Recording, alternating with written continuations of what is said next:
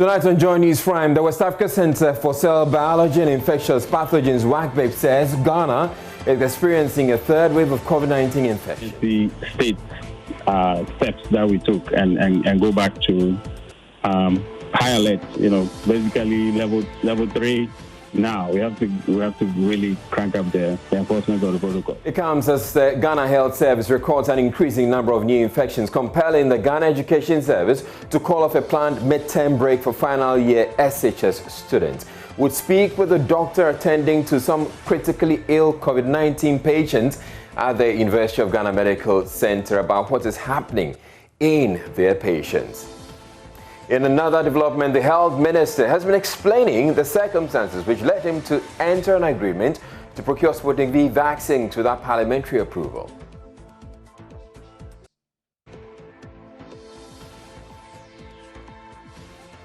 Get a vaccine for us at the heat of our second wave. I was seriously in the situation that couldn't make me think properly. The way you think that now, I will actually address myself to the situation. Meanwhile, as Ghana deals with a bird flu outbreak, the Veterinary Services Department is advising the public to avoid poultry and poultry products if they can.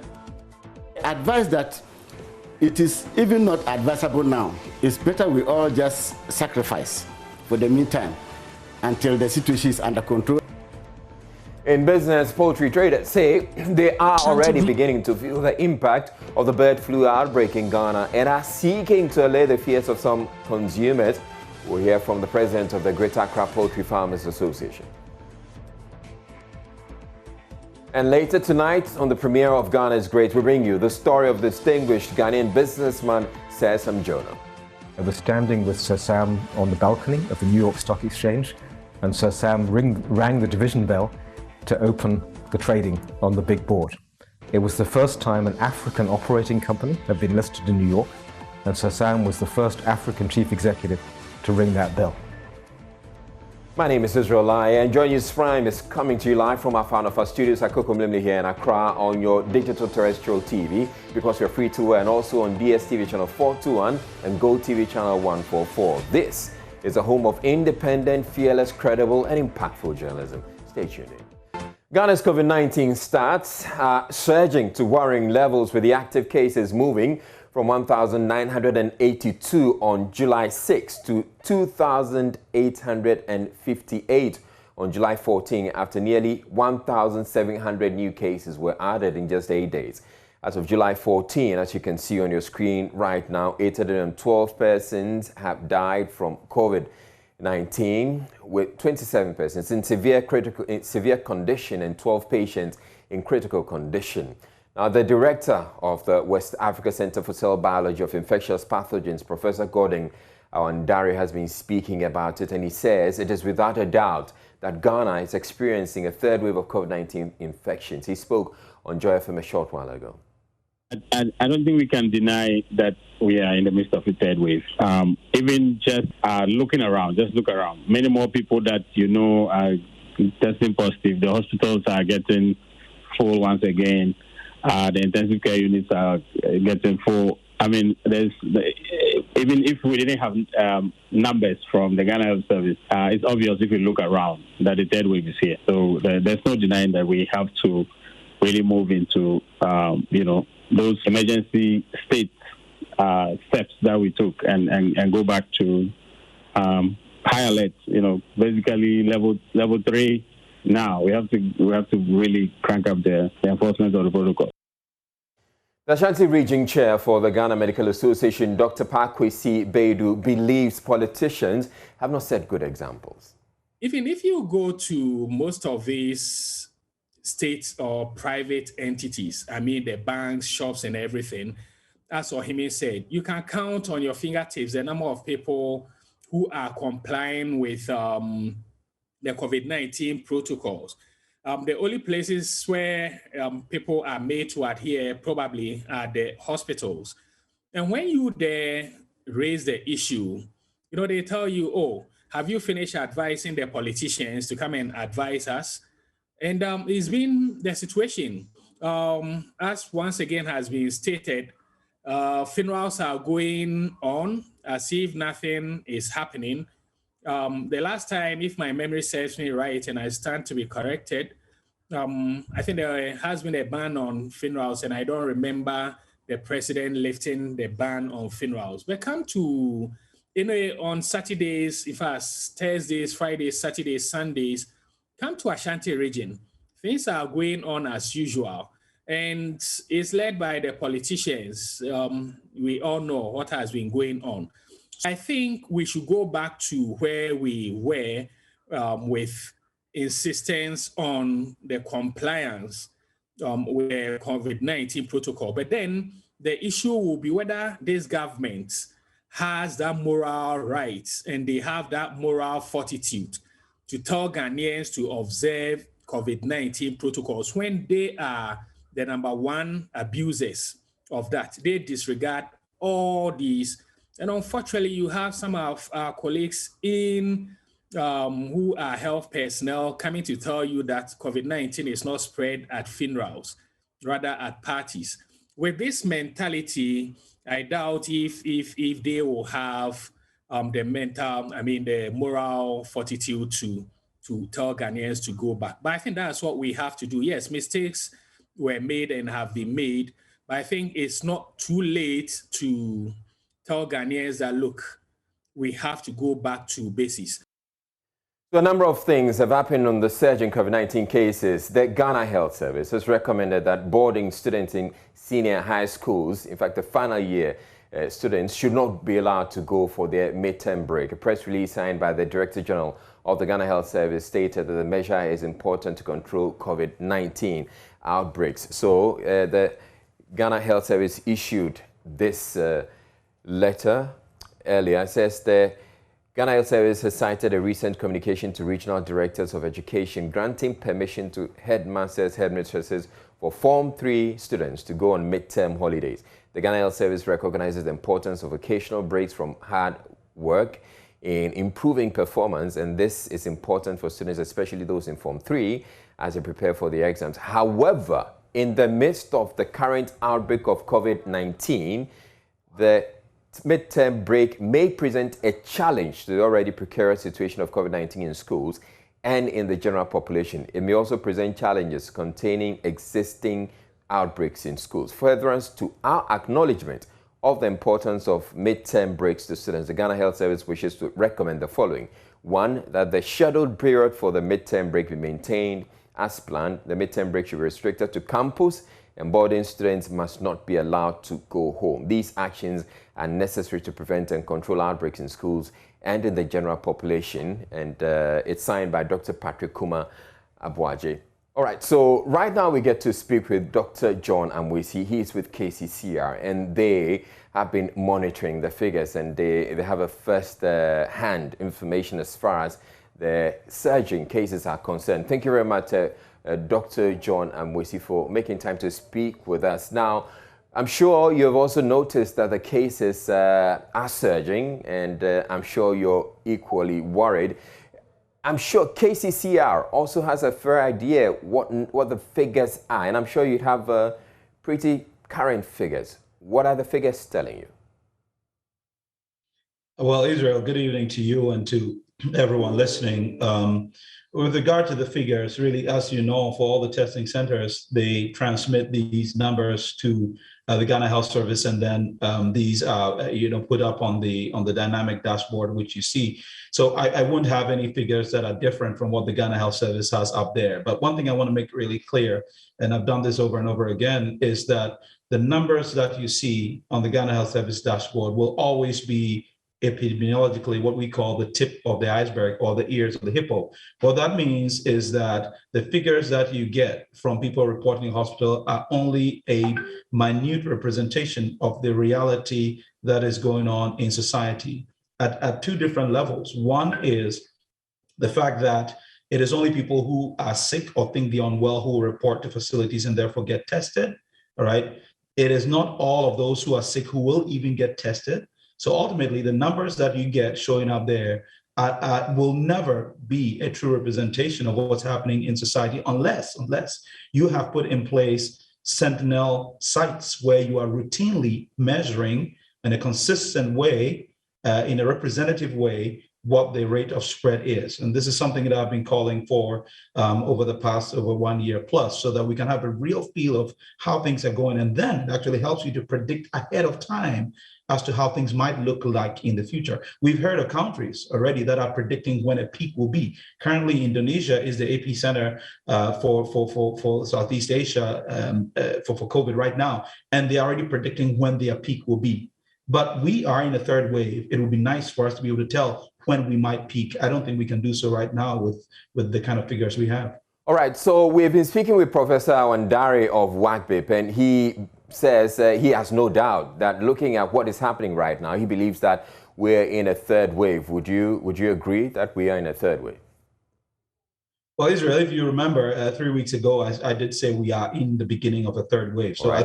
I think I'll be surprised if anybody suggests that we are not in a third wave. I wonder what country they'll be in. So definitely we are in a third wave. What I'm concerned about is us being able to tell when we might peak, and that could help us to plan certain things. I think that's a really critical thing if we're able to do how it's going to move forward. All right. So I'll be coming to you shortly for you to give us some ideas as to what you think we should be doing under the current circumstances. Well, apart from trying to figure out where the peak is going to be. But I've also been joined by Dr. Godfrey Techi. He's with UGMC, and hopefully he's able to give us a better picture of what exactly is happening in the hospitals. Thank you very much, Dr. Godfrey Techi. Now, can you tell us what is happening in the hospitals right now? Israeli, some time ago, we were not getting any COVID cases in our emergency department. But over the past 2 to 3 weeks, when patients come into the emergency department with normal illness or complaints, and as part of our workout, we test them for COVID, we are getting about 25-30% of our patients at the emergency department turning out to be positive, which is very scary. All right, so Dr. Techi, so essentially you're saying that these people didn't come in with COVID symptoms. Yes, please, Israel. They didn't come in saying, I have COVID, I've come for treatment. They just come in either with signs suggestive of heart failure, or they've come in complaining of some abdominal pain or some palpitations, or for their normal complications of their illness, high sugars and diabetes.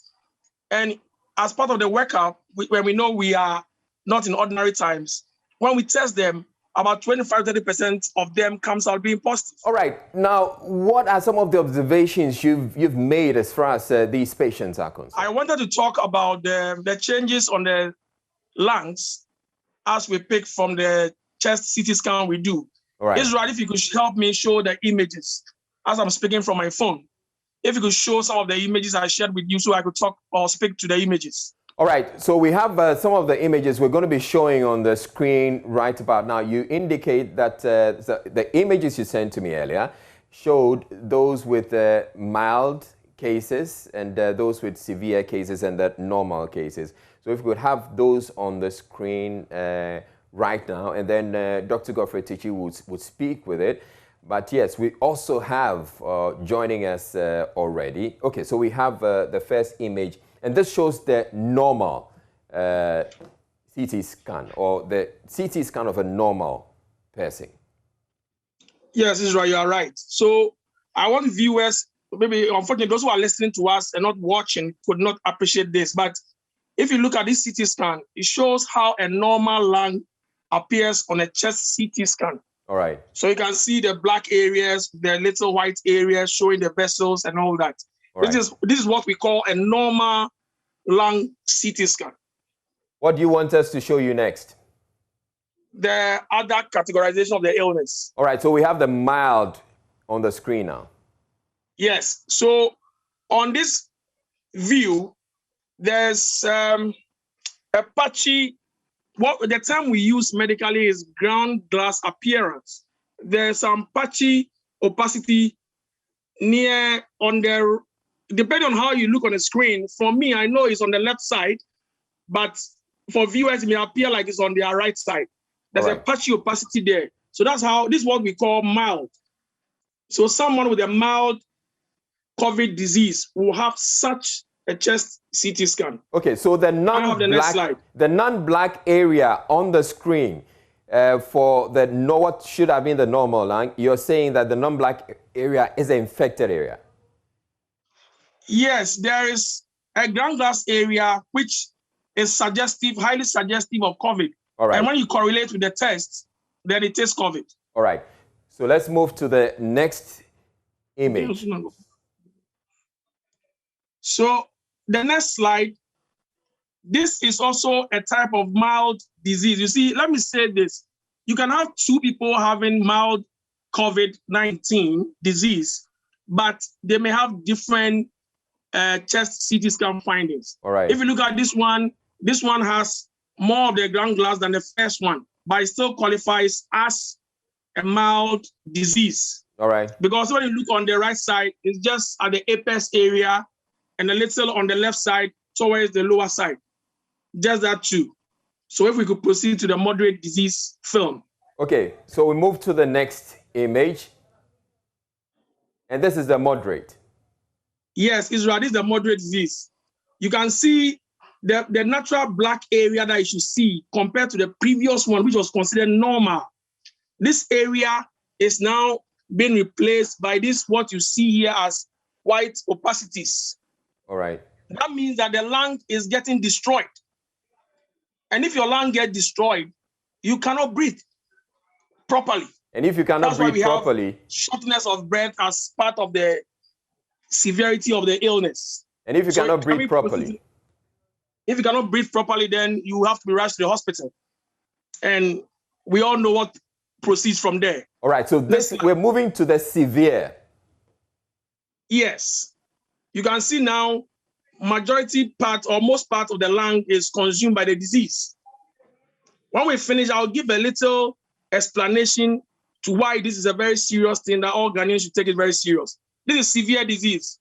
These are the people who will need some form of critical care or high dependency care area. These are the people who are battling for ventilators or non-invasive positive pressure ventilation. Which we don't have enough of. These are the people who need critical care or some form of care in the ICU. And we don't have enough of this equipment in the country. So the reason why I'm drumming home a point on these images is that it's a serious disease and people think it's a joke. When you look at this lung, I don't know how many people watching us want to have such lungs. And you can't look at somebody's face and say that, oh, when you have COVID, your lung will be mild. You can't predict. So we all have to get very serious. All right. Israel, let's move on to the next slides. All right, so we're on the final slide. Yes, there's a one before this one. This is also a form of severe COVID-19. All right, so let's go to the critical one. So this is the critical. Yes. Most people with critical don't make it. Some people of the severe will make it, some will not make it.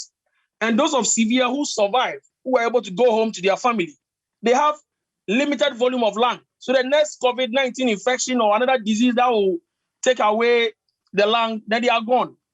And this is infecting young people. Let's not kid ourselves, Israel. COVID-19 is not a disease for old people. It's affecting young, healthy adults. So we have to be very, very careful.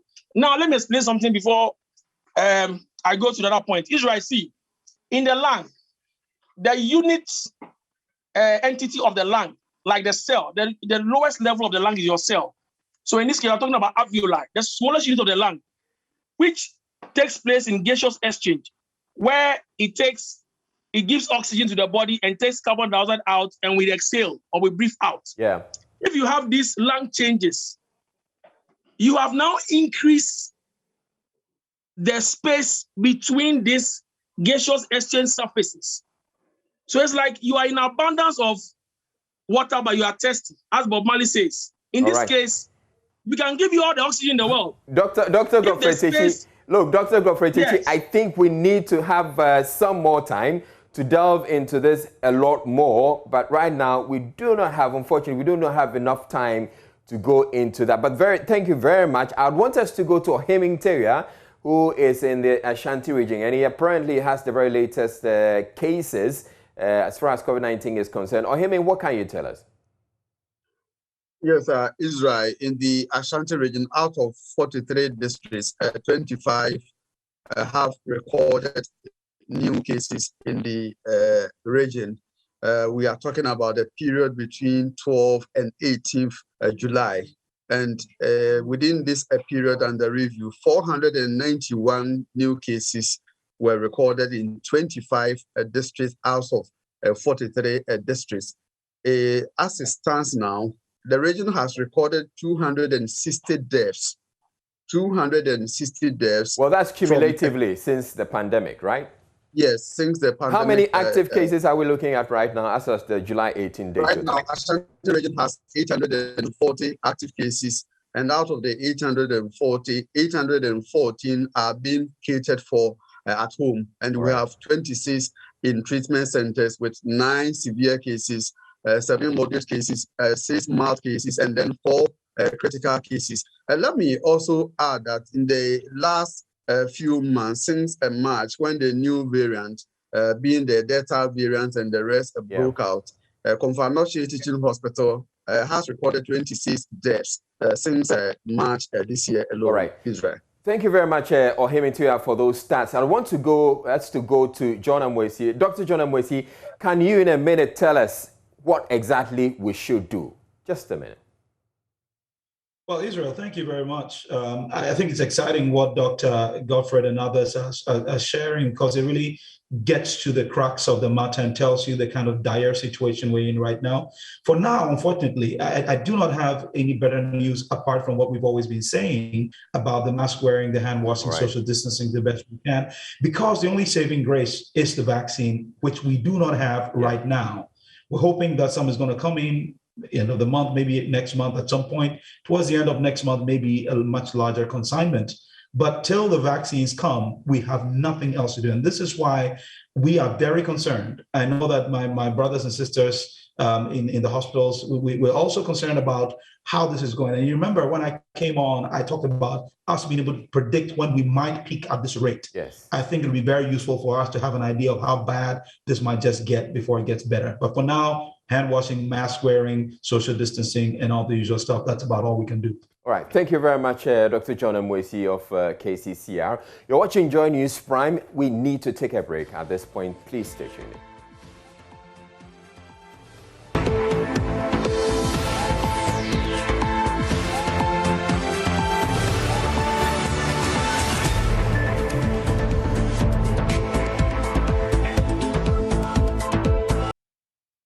Welcome to Joy News Prime. Now, Health Minister Kwaku Agyeman-Manu has conceded he made an error in not submitting the Sputnik vaccine contract with Sheikh Maktoum to Parliament for prior approval. He promised the error would not recur in the future. The minister explained the decision not to seek parliamentary approval in contravention of requirements in the Constitution was because Ghanaians were dying from COVID-19. Kwaku Agyeman-Manu added he was desperate to get vaccines and was frustrated because regular vaccine supply sources had failed. He was responding to questions at the sitting of a parliamentary committee probing the contract. Did you seek parliamentary approval before you entered into this contract? No, please. I had plans to come to regularize the parliamentary approval, to seek for parliamentary approval after I've signed the contract. Do you appreciate the fact that the pronouncement by the Supreme Court vis-a-vis the constitutional provision clearly talks about prior approval? You appreciate that? Honourable Chair, very much so. But my frustrations to try to get a vaccine for us at the heat of our second wave, I relied on the Executive Instrument 61 that was passed by Parliament to hide behind emergency clauses that have been invoked, to try to see if I could do that and come to Parliament to inform Parliament that this is what I've done and therefore need regularization. I need approval to cover it because we were in dire need of the vaccine, and I had the onus to try to procure the vaccines to vaccinate Ghanaians to protect our lives. Honourable Chair, I must be very honest with you. At the time, I've mentioned my frustration was the fact that I seriously made that error, and on hindsight, it won't happen any longer. Honorable Chair, I've explained that those were not normal times, and I was seriously in the situation that couldn't make me think properly, the way you think that now I will actually address myself to the situation.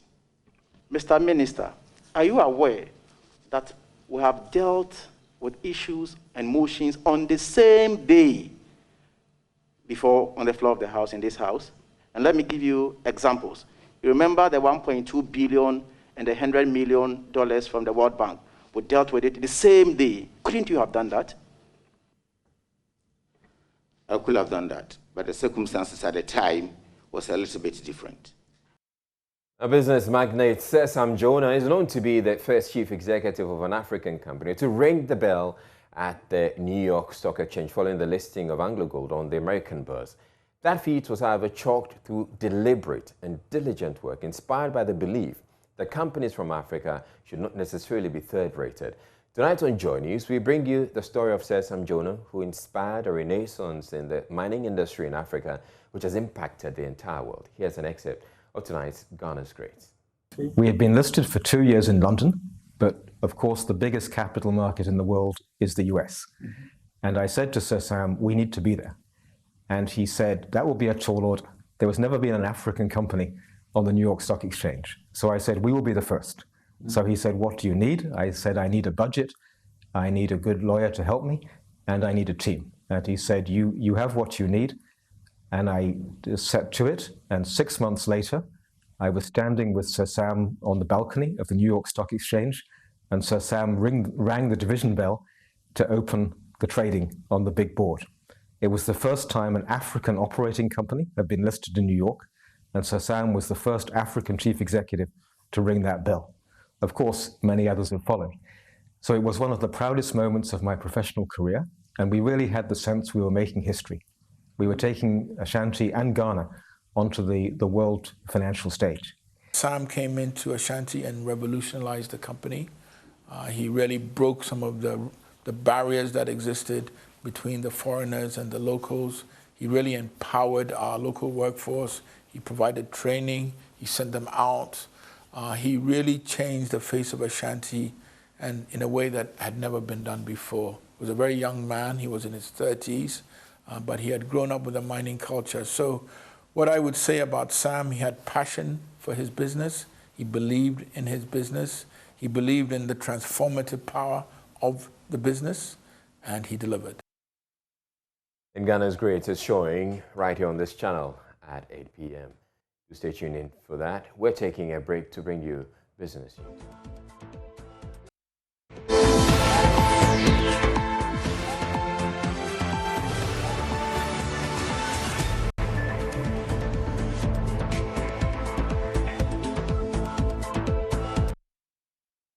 You're welcome to Business. I'm Charles Aite. Now, 600,000 farm animals are at risk following the confirmation of an outbreak of bird flu in 3 of our 16 regions. The highly pathogenic avian influenza has been detected in the Greater Accra, Volta and Central regions. According to the Ministry of Food and Agriculture, almost 6,000 birds have died naturally and 4,500 have been killed as part of surveillance and disease control management. Already there is a bit of anxiety in the market about this. Emma Davis, my colleague, was at Malamata here in Accra to speak to some poultry traders. I'm here at Malam Market to speak with some of the bird sellers. Have you heard about bird flu? Yeah, I have read about the sickness of him coming with the cock. Are your birds suffering from bird flu? Has it infected your birds in any way? Yeah, it's affecting them for 1 week right now. The market was not even come. We try, we go, they say to buy medicine, we buy the medicine, then give to them, they still. Has any bird died from the bird flu? Early in the morning, because we come grab 2 or die or 3 or 4. We die on the thing and we take it, go back home. So every day when we come, we take 1 or 2. That's why was even the sickness was even have them. Bird flu in the had a binia ha, but in cocoa feed in the Ebona Cosro pa said Ebona Cosro no normal Cosro F4 fu and we know Yakofan Cocona na car no obegye no e wo soro ntano ama nkokɔ no so bo de akɔsoro kakra nkokɔ no bo so no affect kakra amanfo ba on say yen dwuma no ɛkɔ weekend yen tan yen Monday akoye sese bia occasion ne weekends na ye eboso maye na yen nkokɔ no do ye fa ne ye kɔ fam ne ye fa ye ma veterinary fo eba ebehwe ma yansa na yen ye de aba market. So there you have it. Some sellers say they have heard about bird flu. Some say they've not heard about bird flu. Some are also saying that it's affecting their businesses and some of their birds are dying. Some are also saying that it's not affecting business and business is fine, going well. Sales are ongoing with Salah coming off tomorrow. Sales is doing well. My name is Emma Davis, reporting for Joy Business. Meanwhile, the president of the Greater Accra Poultry Farmers Association earlier today sought to allay fears about the consumption of the poultry as a result of the outbreak. Take a listen to him on the marketplace. Yes. And all the years that we've had to deal with this problem, there's a compensation paid that was commensurate with the amount of money you spent in taking care of the birds. Okay. So you don't have an incentive to bring bad birds onto the market. The number of birds that you have on your farm, the compensation is according to the number of birds you have on your farm. So you rather have an incentive to keep the birds, and so that if there's a problem, the experts come in and count, then your compensation will be adequate. We work in agreement, and they are policymakers, we are implementers, and we work together. So once they bring it out, some of these measures were already being implemented by that's why you don't find it spreading as quickly as it would have been, because this has been in Togo, like Riley said, from January, and we've been able to hold it at bay. But somehow, you have some of these wild birds flying over, and if they are sick, they can bring the disease in, and then you have some of the problems that you're having. But with the high biosecurity that each farm is putting across, it's going to be a bit easy to eradicate it going forward. Well, let's now talk census, because the Ghana Statistical Service is optimistic that data collection for the 2021 population and housing census will be completed by the end of July to avoid additional budgetary costs. According to the Statistical Service, even though 94% of households have been covered, a 2-week extension has become necessary due to an increase in new settlements, especially in the Greater Accra region. The government statistician, Professor Sam Jonah, appeals to the public to support the exercise in order to ensure that the program stays within budget. Data collected from the exercise is expected to support economic policy formulation for the country moving ahead. Since the beginning of the exercise, the Ghana Statistical Service has stayed within its budget despite the extension for some mop-up. Addressing journalists after a press briefing on the update of the exercise, Professor Sam Jonah appealed for enhanced collaboration to get everyone captured before the end of the month. There is always an anticipation of a mop-up exercise. So within the limits that we have now, as I indicated, the first 1 week, the initial 1 week of the exercise is still within our budgetary outlay. The next release that we're going to do on the 30th of July 2021 is still within our budgetary outlay. As I indicated, we are pretty optimistic that by the 30th of July, we would have enumerated the outstanding 6% target that we have. Beyond that would impose some financial challenges with regards to our current budgetary allocation for the mop-up that we earmarked. That is why we are making these series of press releases, engaging with persons in Ghana to avail themselves for the 2021 population housing census, for which reason the mop-up exercise would not be the lead reason why we need to source for extra resources to cover expenses for the 2021 population and housing census. Professor Aining has also been explaining how enumerators will be paid at the end of the exercise. This would have to be satisfied, the logistics would have to be cleared before the 70% is paid. So as we move into the rest of the days for this week, when we're going to start clearing our field officers, we are optimistic that the data that they give to us is consistent with our benchmark indicators. They're going to return all the logistics, and then we pave the way for payment to be effected. note, in the last mop-up exercise, 25 districts will be receiving priority for full completion. That'll be all for business. I'm Charles Aite. Sport is up next. To stay. Any thanks for staying with us. Time to bring you sports. My name is Hans Mensah Ando. The Ghana Football Association has opened investigations into the Ghana Premier League Match Day 34 game played between Ashanti Gold Sporting Club and Interlice FC at the Lenkley Stadium at Obuasi on Saturday, July 17, 2021. The game ended 7-0 in favour of the Miners, and the GFA suspects match fixing. There is more in the following report. The Compliance and Integrity Officer and the GFA prosecutors will lead the sporting investigation, and the association will further lodge a complaint on the match with the Criminal Investigation Department of the Ghana Police Service and the Ghana Wing of Interpol for the criminal investigation of the game. The association will immediately require statements from players and technical team members of the two clubs, as provided for in the GFA statutes and emphasized during the training the GFA gave to clubs and match officials before the start of the league. One of the core objectives of the Ghana Football Association is the commitment to promote the integrity of football in the country. The GFA is committed to investigating all reports of match manipulations and bring the culprits before the Ethics Committee of the Association. The GFA is also committed to report to and assist the Ghana Police Service in all such cases of match manipulations. A board member of the 2020-2021 Ghana Premier League champions, Dr. Nyaho Tamaklo, has revealed the Phobians will build an academy by the end of the year as they seek to dominate the domestic terrain. Speaking to Joy Sports, Dr. Nyaho Tamaklo said the vision of the club's leadership is to make Heart of Oak an enviable brand on the continent. We are building, a new institution, an academy, beautiful academy. We are coming with 4 playing fields. Natural, when I say 4, 3 will be natural and 1 will be Astrotech. We are building a place where the boys will live. They will live there like you have in any boarding institutions. We are going to have a place also for those who like probably to hire and come and stay there when they come to play in Ghana. We shall have a huge tennis court, a huge swimming pool. I mean, all these things are in the pipeline as I told you. Work is ongoing. It's not a question of work is ongoing.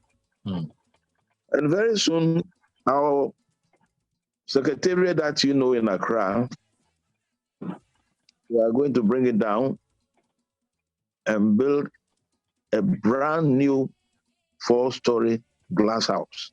Wow. Indeed. We want to finish all this before the end of the year. Because all the paperwork has been done already. We are going to have a special commercial house also within the vicinity of our secretariat. So you can consider there's a lot being done. And all I'll do is I would like to appeal to the supporters of the club. West patient. Yesterday at the stadium, they were the loudest more than anybody. They were the happiest. Yes, I have handled Hearts of Oak in crisis before, where when I look at the situation, I was compelled to put 21 regular players on transfer. That is sack them and started a new team, and it worked. We won the league, so certain things don't get me worried at all. So I will pray that in the coming season, we do better. And particularly, I'll go into CAF now. We know what to do.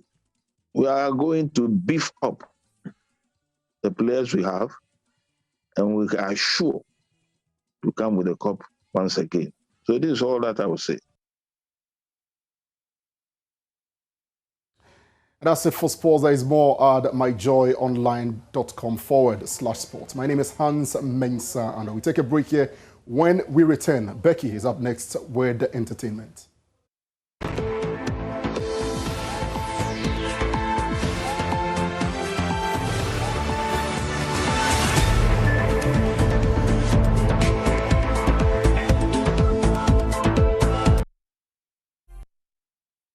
All right, it's time for Showbiz, and Becky Bex is here. Hello to you. Hello, Becky. I had a fantastic weekend. I've been to so many places. I went somewhere with Mama V with a bunch of beautiful women talking about a lot of things. I see. And the other place that I went to was Mr. Easy's birthday party. Okay. You should see this. Yeah, so that was... that was having lots of fun. Yeah, I had fun. Me Volta region. Maybe me Volta region. Well, I've been to a number of places. You said we should go to the Volta region. Yes, that's what I said. Me Volta region, then me Jojo Volta region. So basically what's happening is that we want you to visit the Volta region. Somebody like you don't know how to speak where you get to know how to speak. Who told you? What can you say in Ewe? Anything. Introduce MFA going to the Volta region. Okay, so weekend MFA Apau Benadavle number of celebrities. A number Becca. Me Volta region to visit some tourist sites.